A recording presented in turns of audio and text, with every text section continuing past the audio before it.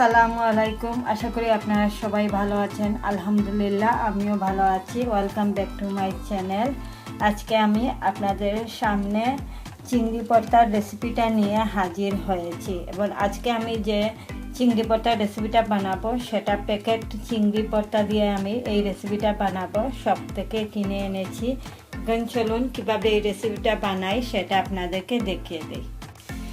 চিংড়ি ভর্তার রেসিপি বানানোর জন্য আমি হালাল শপ থেকে এরকম একটা প্যাকেট এনেছি, যেটার ভিতর রসুন, চিংড়ি, অনিয়ন সব কিছু ভাজা আছে এবং এটার সাথে আমি অনিয়ন কুচি, ধনিয়া পাতা এগুলো অ্যাড করে মাখিয়ে খুবই মজাদার যেটা বালাচাং চিংড়ি ভর্তাটা আজকে বানিয়ে আপনাদেরকে দেখাবো এবং এটা আপনারা হালাল শপে কিনতে পাবেন। খুবই মজাদার চিংড়ি ভর্তা। দেখুন এটার ভিতরে সব কিছু দেওয়া আছে। একটাতে রসুন ভাজা, একটাতে চিংড়ি ভাজা এবং একটাতে অনিয়ন ভাজা। আমি সব কিছু বানাবো না, সব প্যাকেটের অল্প একটু বানাবো, যেটা আপনাদেরকে রেসিপি শেয়ার করার জন্য এবং আমরা খাওয়ার জন্য। এই দেখুন 3টা প্যাকেট আছে। আমি প্রথমে যে অনিয়ন কুচি রেখেছিলাম সেগুলো দিয়ে দিচ্ছি। আর জালটা আপনাদের পছন্দ মতো আপনারা চাইলে জালটা অ্যাড করে নেবেন। আমি খুব অল্প জাল দিয়ে বানাবো। অনিয়ন কুচি এবং ধনিয়া পাতাটা আমি একটা বাটির মধ্যে নিয়ে নিয়েছি। এটাতে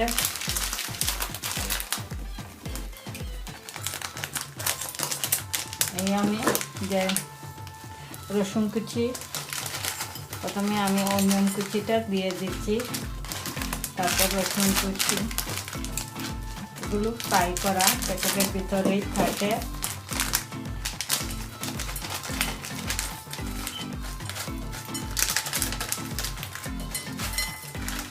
আপনার যতটুকু বানাবেন সেই পরিমাণ সব কিছু একটা বাটির মধ্যে নিয়ে নেবেন। এই দেখুন এখন আমি চিংড়িটা বের করে নিচ্ছি।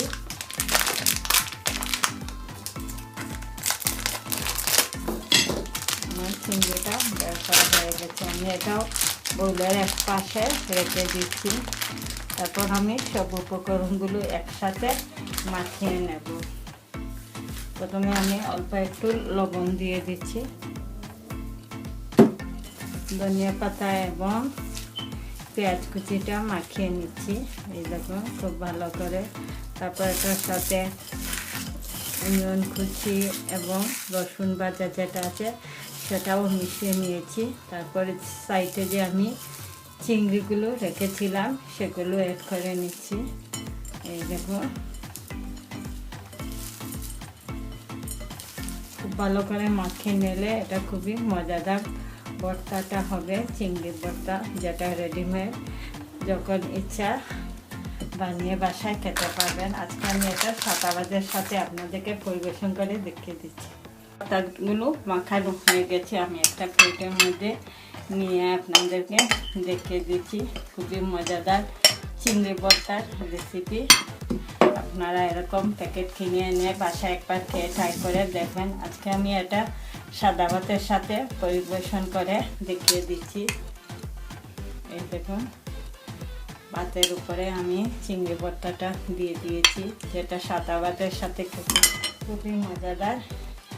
একটা কাঁচা মরিচ, একটা লাল মরিচ এবং এক পিস লেবু দিয়ে দিয়েছি।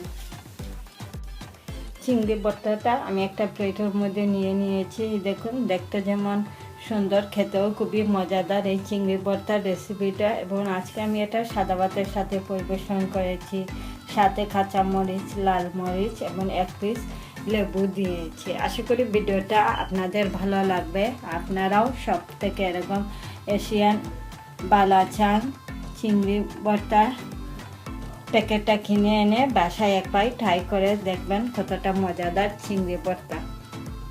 সবাই ভালো থাকেন, সুস্থ থাকেন। ইনশাআল্লাহ আবারও আমি নতুন নতুন রেসিপি নিয়ে আপনাদের সামনে হাজির হব। আল্লাহ হাফেজ।